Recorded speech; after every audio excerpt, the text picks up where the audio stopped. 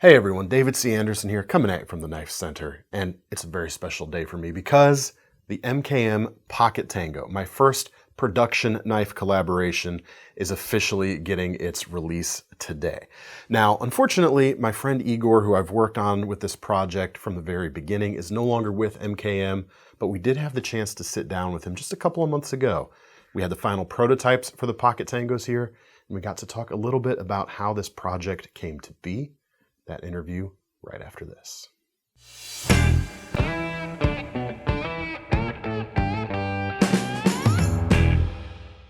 All right, so the knife we're talking about today is a pocket fixed blade, which is a genre I'm very fond of.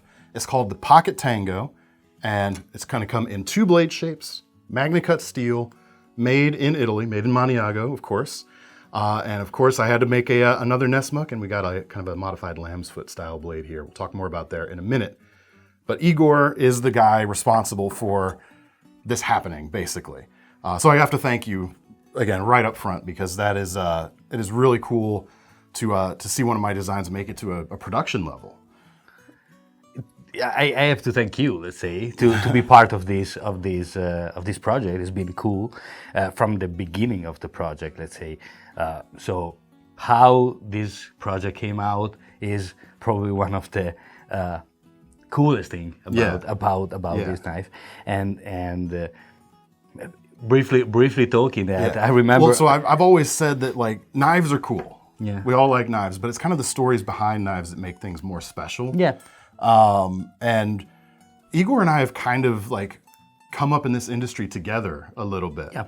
I started working here at KnifeCenter in 2018. You started at MKM 2018. the same year. Exactly. We would have met each other the following year. Their first releases came out 2019. And yeah, like we were just two guys who met at work. Yeah, exactly. And we both, like to smile and like talking about knives. Yeah, sure. That's what happened exactly. Not every customer that I speak with we have the same kind of relationship and the same kind of love about knives. Yeah. And so in this case, when I first met you, surely I guess we are speaking the same language. We like, and there was one thing that I remember when you come in at the shows, etc. I remember you always bringing your knife, the knife that you design and make with your brand. Yes. So the skipjack is usually what I wind up carrying at shows. It's one of my Nordsmith knives designs, and it's a pocket fixed blade. Exactly. Yeah. And this has been that knife has been a kind of an inspiration for us also to do small fixed blades. Which you guys are doing such a great job with too. Like you guys are really finding a really good space for your brand doing these small fixed blades. Thank you. And one of the reasons of this is also when we invented, let's say, when I designed the sheath, our sheath, the magnetic sheath, this brought us really to say, okay, this is a good thing. We have to keep it going and do new models and other stuff. Yeah. And frankly speaking, I was not so much into carrying small fixed blades until I saw your skipjack and I saw your how you were carrying that in your pocket, and that gave me the idea. Say, we can do something like that. Obviously, putting something that is our thinking, and that was exactly the pocket sheath. And these pocket sheaths. Before we get to more of the knives, and I promise we will talk a little more about the knives. This is the reason why when you came to me saying, I want something like that from you. Like, I love your skipjack. I love some of the other stuff you do. I want something in our lineup, in MKM's lineup, a pocket fixed blade. And I knew it was a perfect marriage, because this sheath it's my favorite pocket fixed blade sheath out there. Like the magnetic retention, being able to slip in your pocket, it's very easy. It's reversible. I mean, it's just such a clever way to handle the problem of a pocket fixed blade. Exactly, and it became exactly so. The idea behind that, it was, okay, I want to carry that in my pocket, but I want a nice way to carry in my pocket, something that I can be maybe ambidextrous, so for lefties, no problems, and also it has to be something that is not that difficult, to attach or whatever. There are different ways to do that. There are clips, there are other things, but magnets in this case give us a really good retention, not only for the pocket, to keep in the pocket. But that is working also on the knife. So right, it holds the knife in a little bit. Exactly, exactly. So you have a little bit of retention on this, so it cannot fall from your pocket. And this is something that we came out with a smaller one for the micro. That was studied as a little neck knife. Little neck knife. Yeah. And so for neck knife, with the magnets, we needed to be sure they were working, because otherwise you would have your neck knife falling down, and it would Which is no good. No good. Especially if you got something for it to hit on the way down. Exactly. For guys like myself here.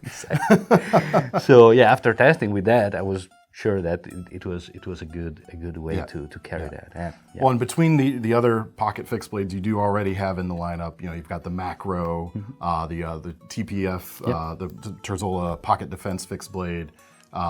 Did I say the name right? Yeah. Oh yeah. TPF defense. Yeah. Great little knife.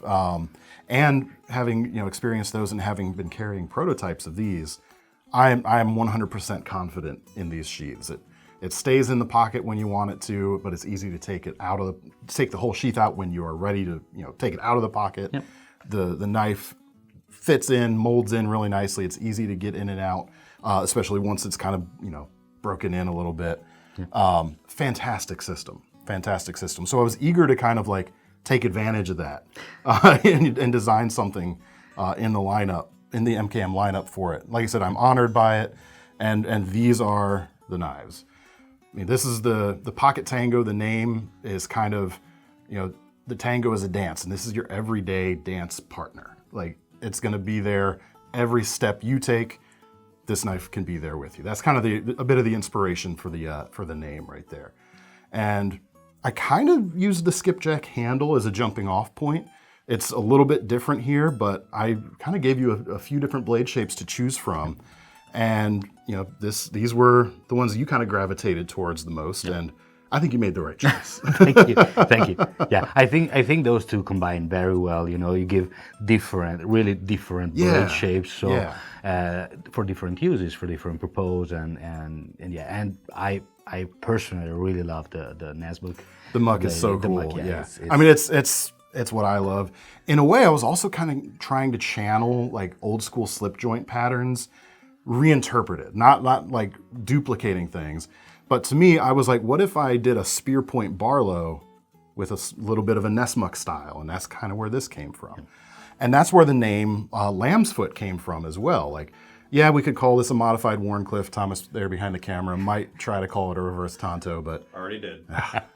But the lamb's foot, is similar to a sheep's foot, where the spine and the edge are parallel on a sheep's foot, but on a lamb's foot the spine kind of drops down, and then you have less of a Warncliffe style tip and a little more blunt. So that was the inspiration for this one as well, and just classic narrow blades that worked on all those classic pocket knives are still going to work today. Sure. But that was the idea of it. And the other thing that, in conjunction with this sheath, I'm really proud of is the angle of this handle. There's a lot of pocket fixed blades out there. I think a lot of them, and this is not throwing shade at any of them, but a lot of them start, it's just let's make a small knife for the pocket. To me, this angle is really because it is a pocket carry. It does a couple of things. One, because it's got to be a small knife to actually fit in your pocket, you're going to be able to use the tip a little better because it angles down a little bit. When it's that close to your hand, the more straight it is, the more you have to work to actually use the tip. Then when you go to repocket it, you're having to bend your wrist less there as well to get it in. And then when you need to reach into your pocket past this, it stays nice and out of the way when you're reaching in. And the crown spine that you guys do, of course, helps that too. Nice and comfortable, and it stays out of the way until you need it. And that's a difficult thing to pull off with a pocket fixed blade, I think. Sure. And it's a really important thing for me to pull off, because a small fixed blade, for me, it's a carry that I do when I have to work with a knife. It's not my folding knife that I play with that all the day or whatever, or flipping. When I carry this, it's because I need that. I need to work with that. So I need to have really easy access to that. You really need a good also angle to take it off and to put it back in my pocket. Yeah. And that's a good point. The actual use for this sort of thing. Yes, it's a nice everyday shape, but why would you want a pocket fixed blade over a folding knife? Well, there's no lock to worry about breaking. There's no moving parts. It's easier to clean because you have fewer things for gunk to get inside. It's the reason I believe in the format of the pocket fixed blade. But the two blade shapes here, I think, complement each other really well. You've got a little slicier, more kind of general purpose with the muck, and with the lamb's foot or whatever we want to call it. Really great tip work for scoring. Any work on a surface, kind of a little bit stronger cuts perhaps because it's a little less slidey. Yeah, I'm super happy with the way they turned out. Nice. Do you want to say anything more about them? I don't know. If you wanna go through the different, let's say, versions or whatever we make. So MagnaCut steel. MagnaCut steel, exactly. Fantastic stuff. Super. Yeah, if anyone doesn't know MagnaCut at this point, I'll give just a real quick primer. It is stainless, it holds an edge a long time, and it's very tough.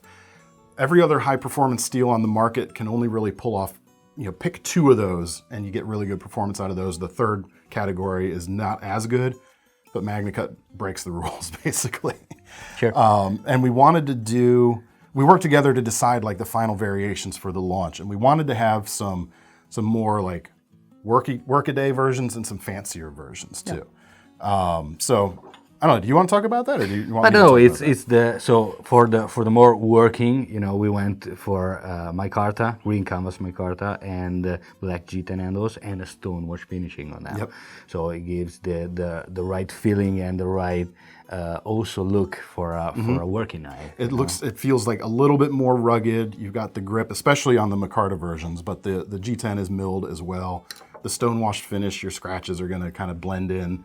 Rather than stand out quite as much, so you're not afraid to use it and kind of use it hard. Exactly. It's okay. It's a small fixed blade. It's not a big knife. It's not a machete, But still, you can use it for quite hard tasks. Yes. MagnaCut is a nice steel, as you just said, and the structure is good. So yeah, these are, let's say, the working versions, the worker versions. The worker versions. Yeah.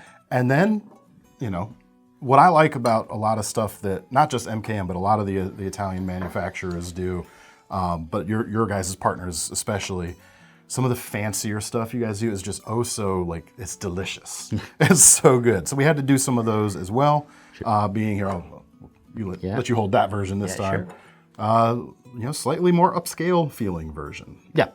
So different handle materials. We have carbon fiber and olive wood because olive wood was good to put there. For sure. And also because, wood, having one choice of wooden handle is a lot for gentlemen thing, and olive wood is something that in Italy we do a lot. Yeah, so it looks great. I mean, I love the grain on any of these examples, basically. Yeah, and they're all different, obviously, the look of them. And a satin finish on the fancier versions for a little more classy. Exactly. Yeah. Still a knife you can work with, but has a different look, a little bit more fancy, a little bit more elegant, Something you can carry also when you're going, let's say, into the bush to do something, but when you're. But you could. You could, but also when you are maybe in a more elegant situation, you can be proud with that. It's not as out of place. Exactly. So it was a real cool project working with Igor to kind of bring this to life. One of the funny things is I don't have any 3D modeling or CAD experience, so the handle was an interesting proposition.